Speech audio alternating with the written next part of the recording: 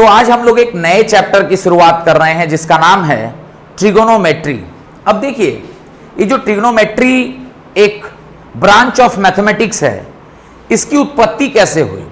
तो इसकी उत्पत्ति दो शब्दों से मिलकर हुई है। एक है ट्रिगोनो और दूसरा है मेट्रॉन। ट्रिगोनो का मतलब क्या होता है?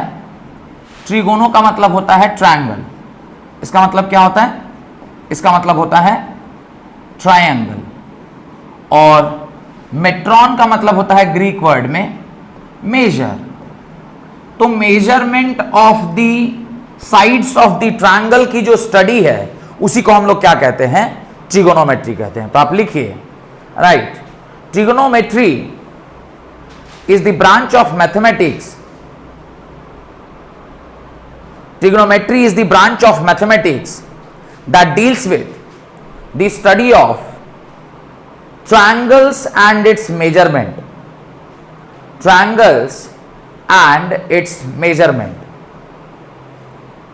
Triangles and its measurement. तो ट्रायंगल और उसके मेजरमेंट से रिलेटेड जो पढ़ाई है उसी को हम लोग क्या कहते हैं? ट्रिग्नोमेट्री कहते हैं। अब ये जो ट्रायंगल है ये मुख्यतः होते हैं 6 प्रकार के। There are 6 types of triangle. There are 6 types of triangle. कौन कौन सा पता है? पहला है on the basis of angle. पहला है राइट एंगल्ड ट्रायंगल। दूसरा है एक्यूट एंगल्ड ट्रायंगल। और तीसरा है ऑब्ट्यूज एंगल्ड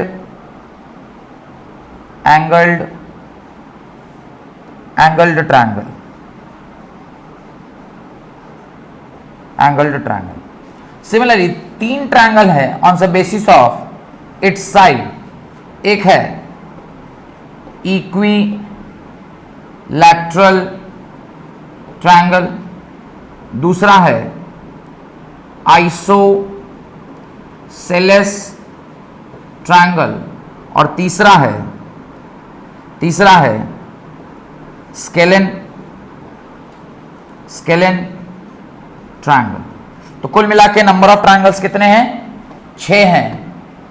एक राइट एंगल ट्रायंगल, दूसरा एक्यूट एंगल ट्रायंगल, तीसरा ऑब्ट्यूज एंगल ट्रायंगल, चौथा equilateral triangle, isosceles triangle and scalene triangle. ये on the basis of what? This is on the basis of sides and this is on the basis of angles. ये किसके आधार पर है? Angles के आधार पर है। Done. इनमें से हम लोगों को जिसके बारे में पढ़ना है वो कौन सा एंगल है? वो है राइट एंगल्ड ट्रायंगल। वो कौन सा ट्रायंगल है? राइट एंगल्ड ट्रायंगल है। ये तो इक्विलैटरल ट्रायंगल हो गया। हम लोगों को कौन सा पढ़ना है? Right angle. Is there any option of this? There is. This is right angle triangle. क्या बात, this is right angle triangle. अब देखिए, ये जो राइट एंगल ट्रायंगल है, ये राइट एंगल ट्रायंगल में ये जो साइड है ये तो 90 डिग्री हो गया, ये थीटा है। तो थीटा के सामने वाले को क्या बोलते हैं? परपेंडिकुलर। ये क्या कहलाता है? परपेंडिकुलर। जिस पर थीटा बना होता है उसको क्या कहते हैं? बेस। और ये क्या होता है? हाइपोटेन्यूज। या हाइपोटेन्यूज। इस प्रकार से किसी भी राइट एंगल ट्रायंगल में ये 3 चीजें अपने को देखने में मिलती है। ये होता है परपेंडिकुलर, ये होता है हाइपोटेन्यूज और ये होता है बेस। और इससे रिलेटेड कुछ पढ़े भी हैं, पाइथागोरस पढ़े हैं। क्या होता है पाइथागोरस थ्योरम? पाइथागोरस थ्योरम,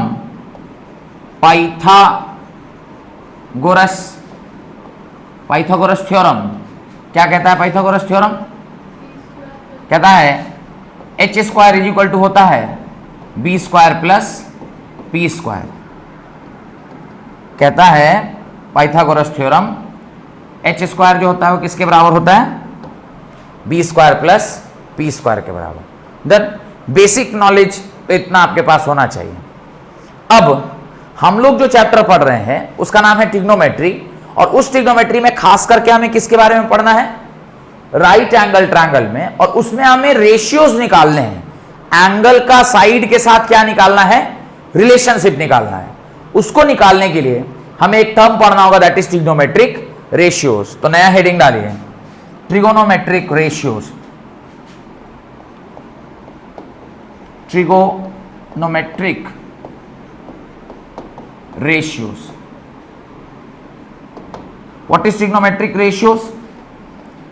तो रेशियो ऑफ साइड्स, इसमें कुल मिला के 6 रेशियोज हैं।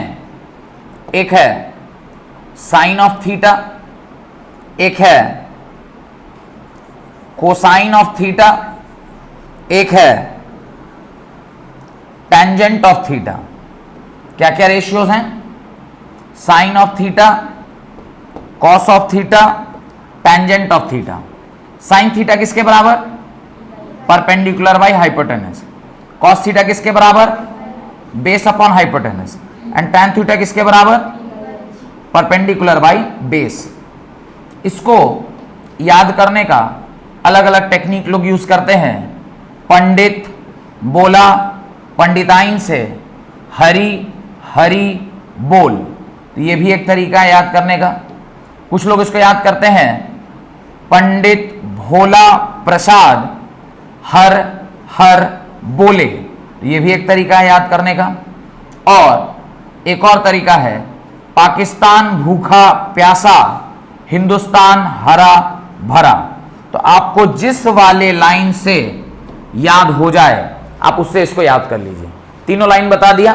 पहला है पंडित भोला प्रसाद हर हर बोले, दूसरा है पंडित बोला पंडिताइन से हरी हरी बोल, और तीसरा है पाकिस्तान भूखा प्यासा हिंदुस्तान हरा भरा। आपको जिस लाइन से याद हो जाए उस लाइन से याद कर लीजिए। अगर डायरेक्ट ही याद हो जा रहा है कि साइन थीटा क्या होता है?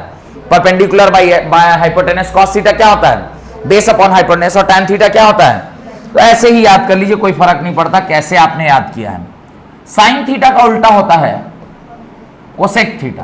Cosec theta is actually equal to 1 upon sine theta.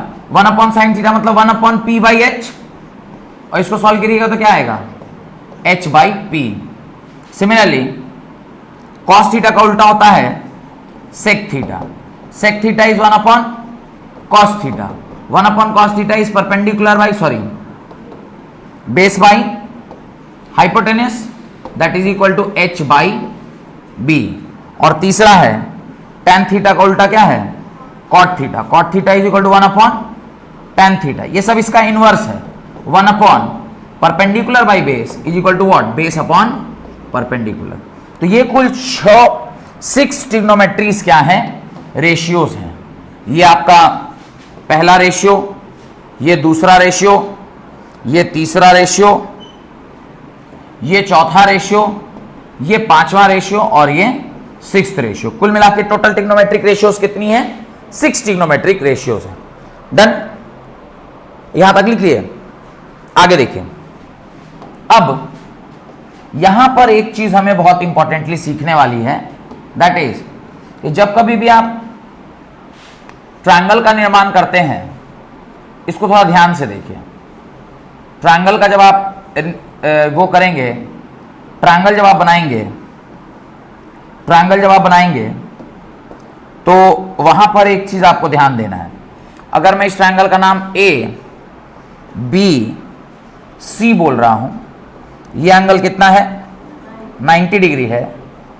इसको थीटा बोल रहे हैं और इसको क्या बोल रहे हैं? फाई बोल रहे हैं। तो ध्यान से देखिएगा, मैं यहां पर लिख रहा हूं sine of theta, cos of theta, tan of theta, cosec of theta, sec of theta and cot of theta and cot of theta. तो जब मैं इसके रेस्पेक्ट में इसका वैल्यू लिखूंगा तो मेरा आंसर क्या होगा, देखिए चूंकि थीटा ये है, इसके सामने वाला ये परपेंडिकुलर हो गया और ये क्या हो गया, बेस। तो साइन थीटा के लिए मैं क्या लिखूंगा, perpendicular upon hypotenuse, that is A B by A C. फिर कॉस थीटा के लिए मैं क्या लिखूंगा, B C by A C. फिर टैन थीटा के लिए क्या लिखूंगा, A B by B C. फिर कोसेक के लिए एग्जैक्टली उसका उल्टा लिख देता हूं, ए सी बाई ए बी। सेक के लिए इसका उल्टा लिख देता हूं, ए सी बाई बी सी। और कॉट के लिए इसका उल्टा लिख देता हूं, B C by A B. यहां तक कोई डाउट नहीं है। लेकिन अगर मैं इसकी जगह पर यहां लिखूं साइन फाई, यहां लिखूं कॉस फाई, यहां लिखूं टैन फाई, यहां लिखूं कोसेक फाई, यहां लिखूं सेक फाई और यहां लिखूं कॉट फाई। अब ये अगर मैं लिख देता हूं, अब मैं इसके नाम को मुझे क्या करना पड़ेगा, चेंज करना पड़ेगा। मुझे इसके नाम को क्या करना पड़ेगा, चेंज करना पड़ेगा। क्यों, क्योंकि अब और ये परपेंडिकुलर नहीं रह गया। एंगल के सामने वाला क्या बन जाता है, परपेंडिकुलर, और जिस पर वो रखा हुआ है वो क्या बन जाता है, बेस।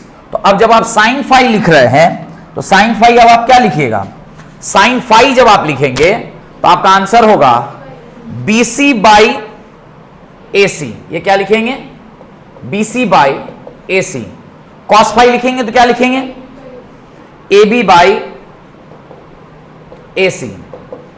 टैन फाई लिखेंगे तो क्या लिखेंगे, बीसी बाई ए बी। उसके बाद जब आप कोसेक लिखेंगे तो इसका उल्टा, that is A C by B C. इसका उल्टा ए सी बाई ए बी और इसका उल्टा that is A B by B C. तो ये याद रखना है कि जब कभी भी आप किसी भी पर्टिकुलर ट्रायंगल में ट्रिग्नोमेट्रिक रेशियोज को लिखते हैं, एंगल कहां दिया हुआ है, किस एंगल के रेस्पेक्ट में सवाल पूछ रहा है, वो डिसाइड करेगा कि आपका जो परपेंडिकुलर है वो कौन है और बेस कौन है। तो जो एंगल, अगर यहां थीटा है तो ये परपेंडिकुलर, अगर ये फाई है तो ये क्या हो जाएगा, परपेंडिकुलर। एंगल के सामने वाला जो होता है वही क्या कहलाता है, परपेंडिकुलर कहलाता है। डन। यहां तक कोई डाउट है तो पूछिए। नहीं, लिखिए